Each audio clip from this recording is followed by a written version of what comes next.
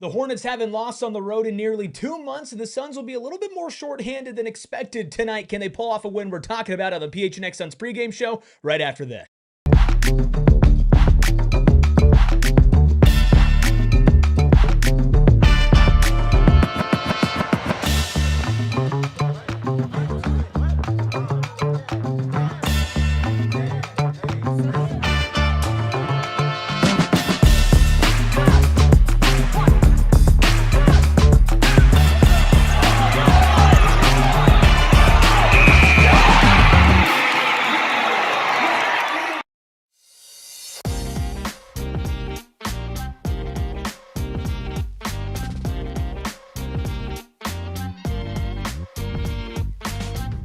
Psychos and sickos unite for a buzzed edition of the PHNX Suns pregame show. Of course, brought to you by our friends over at Gila River Resorts and Casinos. You do you. At Gila River Resorts and Casinos, visit playatgila.com for more details. I'm Eric, that's Gil. We got Espo and the freckled Mamba behind the Mac, making all of the magic happen as the Phoenix Suns are trying to stop a red-hot Charlotte Hornets team who might have lost their last game, but haven't lost on the road since the middle of January. Hit that like button, hit that subscribe button. Gentlemen, NBC Hoops tonight. It's going to be an interesting one. Yeah, welcome in Papa Ruby. The future becomes the present. Kara, Fufu, Goof, Marcia, Fufu, Goof, of course. Fufu. And all the rest of you. Appreciate you being in here. Hit that like button. And yeah, we've got the NBC Peacock game tonight, which means later start, but also means Kon Gillespie will show up. Man is on a tear when it comes to NBC and Peacock games this year. Gil, I'd like to address the biggest news of the night. Boy, here we go. I noticed you're fit today. Yes. Diamondbacks hat. Yes. Suns shirt. Yes. We really stole you, didn't we? This is home now. Let's go. Yeah, he's got the Charlotte shirt on under. He's just ready to take it off halfway through the watch. He's rocking the Panthers boxers. He's got home under there, I'm sure. There's a big game tonight, Gil. Big game. It should feel like a playoff game in a lot of ways. This is the end of the homestand that you have. Dropped one at the beginning of it. This is an opportunity to end it 2-1. The Hornets are starting off a West trip, so they're kind of doing the opposite situation. And you know that this long road streak or road trip is looming for the Suns, so this is really important. Yeah, this is important, and we got some important news just a little bit ago. Let's get into our injury report presented by our friends over at the Husband and Wife Law Team. If you've had a serious injury, call the Husband and Wife Law Team first at 602-783-8841 or visit their website at husbandandwifelawteam.com. So initially we knew Jordan Goodwin, Mark Williams, Dillon Brooks all out. They're out for the foreseeable future, although Jordan Goodwin got some 5-on-5 work in today. But after shoot around earlier this morning, Grayson Allen went from off the injury report to probable for the game tonight with right knee injury management. Then no game time decision, none of that. He just went straight to out about 30 minutes ago. This is the same right knee that's been bothering Grayson that he missed a significant amount of time for with right knee injury management. Are we worried about this? Yes, in part because he was supposed to talk to the media today at shoot around. They waited around. He didn't talk with them. And it seems like something must have happened in shoot around, or he came in today and just wasn't feeling right. That concerns me, especially history of that knee being a problem with everything we've seen this year. It's just another one of the walking wounded, and they're going to have to figure it out yet again. Yep, that's it. It's concerning because it's basically like again, and with him especially understanding that it is a recurring issue, you have to have a certain level of concern there, and you want to say, hey, err on the side of caution and take your time with it, but not that much time left, right? We are in the last month of the season. There are 19 games left, including tonight, so he'll only have 18 chances to play, and also, the road trip is coming up, so travel is now involved in that as well, so you don't necessarily know how it's going to be for him to get back on the floor, if it's just a minor thing or if it's something that could linger, and we've seen things linger in the past. Yeah, I mean, big picture, this is definitely concerning, right? Because of how much time he's missed with this before, it seems to be flaring up and flared up out of nowhere, presumably this morning, and so you do worry about that, but then if we just look small picture, tonight, I mean, this is a Hornets team that has a great defense. We'll get into more of that later, and has some very capable offensive players and some great three-point shooting. the Suns, missing Dillon Brooks, missing Jordan Goodwin, missing Mark Williams, have really relied on Grayson Allen to bring that spark from not only behind the line, but as one of the few players to get to the paint. And Grayson Allen had 8 assists last game, right? And so this is a very large cog of the Suns offense. And while they've operated without him before, they've had Dillon Brooks. So now more of the onus falls on a Jalen Green, who's coming off of a good game, and Devin Booker, who had a great game last game as well, but he's going to have to do more with Grayson out as well. Well, on the bench now, where's your scoring coming from? I mean, you look at it, and who's really gonna do that? I'm not sure on that front. Who's your primary ball handler with that bench unit? Not quite sure there without Grayson there. Collin's obviously in the starting lineup, as are Book and Jalen. So it poses a lot of problems. I assume we'll see Jamari Bouye where we didn't the other night at all. It's getting more and more difficult as we keep going further and further down into this roster. I assume you'll see Haywood Highsmith some tonight to try to make up only the if minutes. it's a 1-point game. More than 2 seconds? Yeah. Since he made his debut in a blink of an eye and you could have missed it. Jordan Ott's got to continue to get creative and figure out how to balance out all this change in his lineups. The offensive punch in the second unit is really what's concerning for me. We saw some good Amir Coffey minutes in that Bulls comeback that you shouldn't have had to try to even come back in that game. But what you were saying, Espo, as far as leading that, being the primary ball handler, and thinking about what that means for Kamal Malawach and Rasheer Fleming, they had this veteran that they could play off of in the second unit. So now you need to get a little creative. Now, there is some continuity and understanding. They've played with Jamari Bouye a little bit at the Valley Suns level, and that could help them if we see him get some minutes, but it's been a while since he's played. So what are they going to do? Who are they going to turn to? How are they going to get creative? And maybe they skew Book and Jalen Green's minutes a little more to kind of have them each spend more time with the second unit out there, because that's probably your best solution to get some more scoring. I think you have to. Yeah. I would have changed the starting lineup if I were Coach Ott. I mean, we were feeling that way even before Grayson was hurt. I would have slid Collin back and put somebody bigger in there with this unit, because this is a big Hornets team. Well, nobody in the starting lineup under 6'7", right? Yeah. If I'm correct, like that's, I would have probably changed that, but I'm not paid to be a coach. So. And I do think you're going to see some pretty quick rotational pulls from Ott early in the game. Maybe Rasheer gets some early burn. Maybe Haywood Highsmith. I also think when you look at this bench, underrated part here is also Oso Iguodaro's not coming off the bench anymore, right? And we love what Kaman Malawach brought. The three of us went and talked about Rasheer and Kaman in a video that's up on our channel right now, if anybody missed that over the last couple of days. But Oso Iguodaro's been this big spark plug, has been an initiator of offense that's also been coming off of the bench. He's almost been like a pseudo point guard for them off the bench, right? And as much as we love Jamari Bouye, he hasn't been getting any playing time recently, and post-concussion Jamari Bouye has not been what pre-concussion Jamari Bouye was. Still think it was the right move to lock him up on a guaranteed deal, but we haven't seen him play basketball, and this is not a team that you can really afford any margin for error, not just from a height perspective, but from a talent perspective, too. They've been playing about as good a basketball as anybody in the league recently. The more you think about it, the more this feels like, from the Suns' perspective, this is one of those games where everybody plays, where, last game, 11 guys played, if you want to count those 2 seconds from Haywood Highsmith, but I think this is, so 10 guys played, right? They were an important 10 seconds. They were, yeah, exactly. But I think this is one of those games where you go 11, 12 deep and you see a little bit of everybody and just kind of try different things and see what works, because you kind of have to do that. You're playing against a team that's red hot and it's getting a lot of things going for them, and maybe you're trying to take advantage of the fact that they flew out here from the East Coast yesterday. So that's going to be something I expect to see. You see a lot of different types of combinations, and as you said, some quick pulls, some quick substitutions, and keep the rotation kind of going. Look, this is a good team. We've said it over and over again.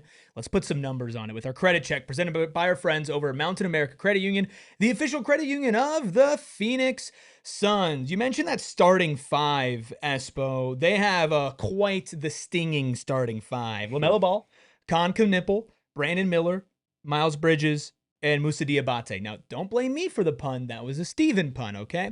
635 non-garbage time possessions for the Hornets. They have 136.7 offensive rating. That's pretty damn good. 63.8% effective field goal percentage. A 33.6% offensive rebounding rate. And we know the Suns have been very bad on the defensive boards this season. And plus 29.8 non-garbage time net rating. They're not just tall.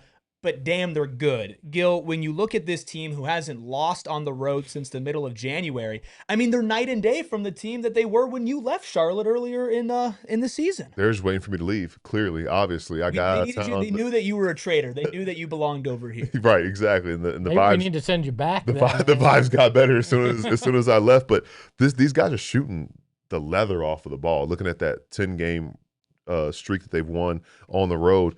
Brandon Miller shooting 46.7% from three. Kon Knueppel shooting 52.6% from three. LaMelo Ball shooting 44.4% from three at high volume too. So these guys are each making at least 3.5 threes per game. And you talk so much about Charles Lee coming from Boston, who he was kind of not a Joe Mazzulla disciple, but he did study under him. He was part of that championship staff. You see a lot of the elements that made that Celtics team successful: the ball movement, the shooting, the defense, the energetic big who does a little bit of everything. And Moussa Diabate, he impacts that offensive rebounding. And then they're healthy, right? Like, this is a team who I think the starting lineup is 20-2 when they're together. Just shows they've been together 22 of the 63 games. But it shows that, as we can attest to, when you're healthy, that's the first step of it, and that's been happening for this Hornets team. Well, yeah, and we had talked about, are the Suns shooting too many threes? Well, guess what? Tonight you have to, because Charlotte's going to pull and they're going to hit. Mm-hmm. And the Suns, one of the Suns' strengths has been their bench has been able to, win those minutes when you're playing against a really good starting unit. You don't have that. You don't have that luxury tonight with Grayson out. It makes it that much more difficult. So you're going to have to go toe for toe, point for point with that starting lineup, and that's going to be extremely difficult. Kon Knueppel, one of the premier three-point shooters, not just for a rookie, but in the game right now. Leading the league, I believe. Threes made, yep. I mean, this is a team that you're going to have to be crisp on your switches, not get caught in no man's land on defense, and contest threes like crazy.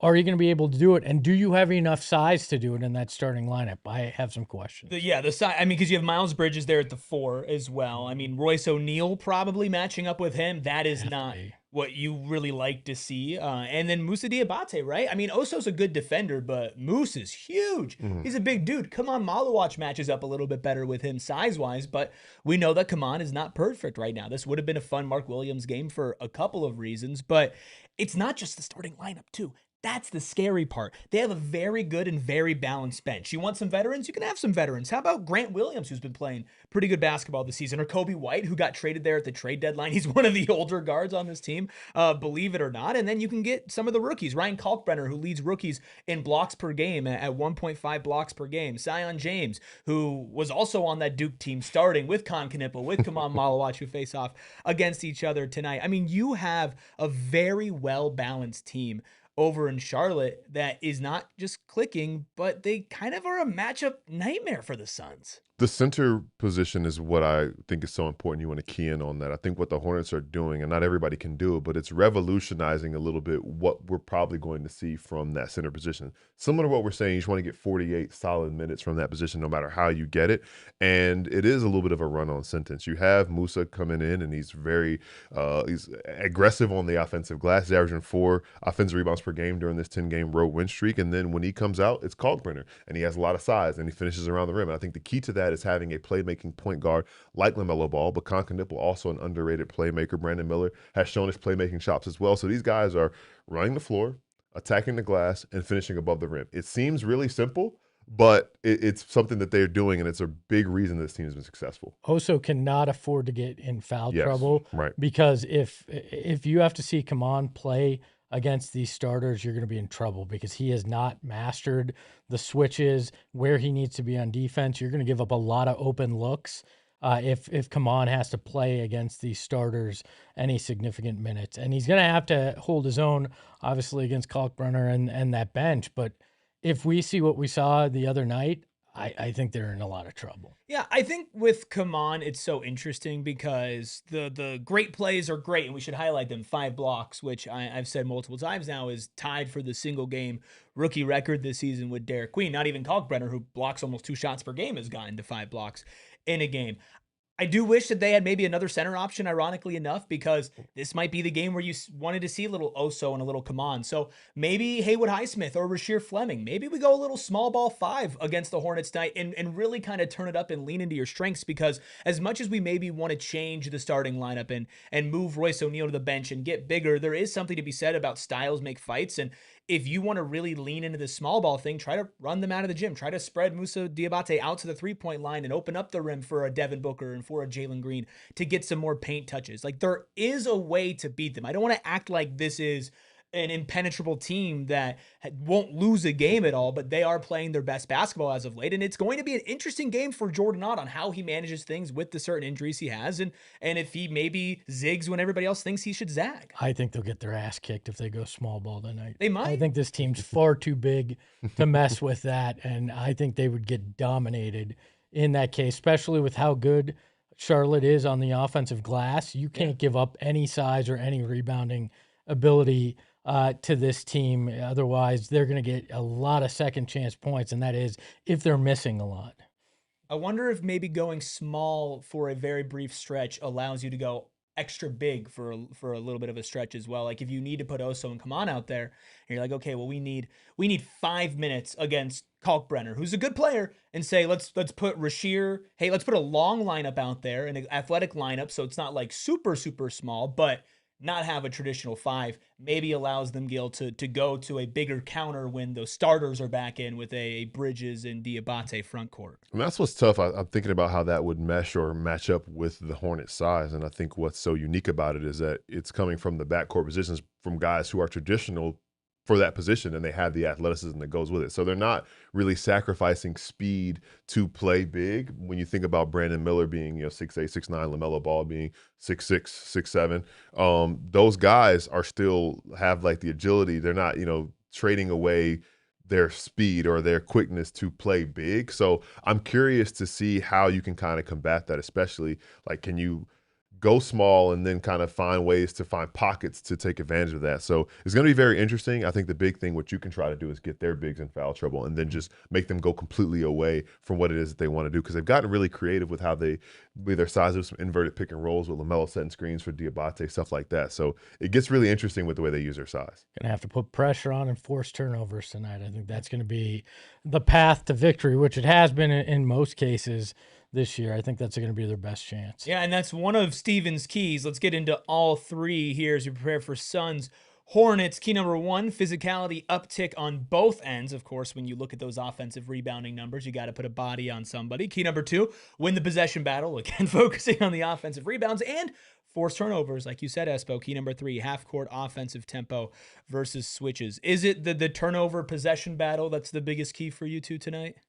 That and the rebounding. You got to find a way to not get completely dominated on the boards, because that gives them obviously extra possessions, extra shots there. And then if you're not forcing the turnovers on top of that, it could get away from you. So, yeah, it's those two, rebounding and turnovers. To your point, that those offensive rebounds almost always lead to a spray out three-pointer as well. And those are big momentum changes, momentum shifters when you start thinking about the math problem. And listen, you're probably not, if the Hornets keep this up, like as of now, they've been making 19 threes per game at 44% clip on their last 10 road games. That's hard to keep up with. And the math is that's just 57 points from beyond the arc. If you can't keep up with that, you're going to have to limit them and limit those possessions and limit the quality looks they get from beyond the arc. I'd say like a hot start, especially from deep.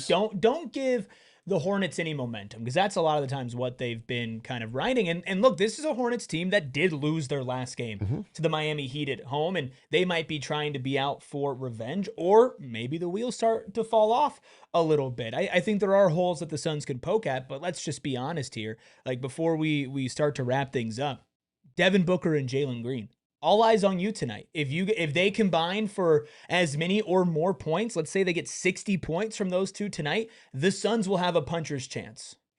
Yeah, look, from the three-point line too, if you're not hitting early, you can't be afraid to drive to the hoop and try to get some buckets that way. You can't fall into the trap of, well, just because Charlotte shoots a lot of them, we have to just bomb away if we're not hitting. Like, you still have to find a way to make the offense work, even if you're not shooting great. But yeah, it's going to come down to Green and Booker.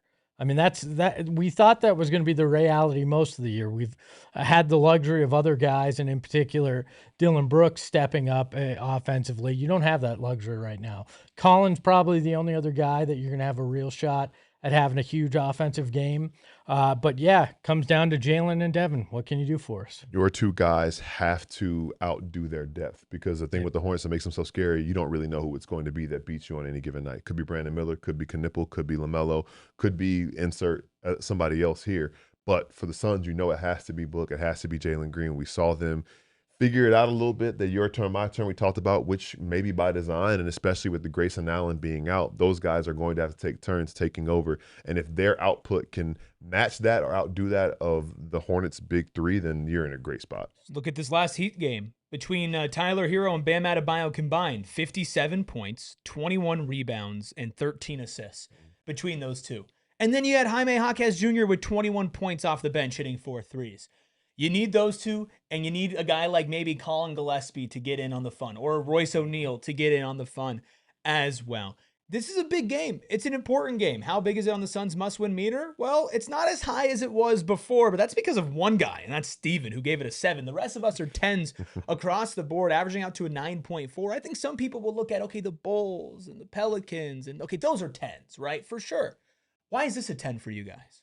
Because you have to keep pace with the Lakers. They already won today. You want to fall 3 behind? You're getting to the point where if you lose ground to them, that door is slowly shutting for your chance to actually make the playoff and avoid the play-in. And with every loss, you give Golden State a chance to get that much closer to you and have to go to Golden State in a 7-8 game, which is the last thing that you want. Absolutely. This is the one that you get back from losing on Thursday. You can't end this homestand on a loss. You're about to go play 6 straight on the road. So take care of home, and it's a big litmus test to see who you are. I don't care who's not available for you.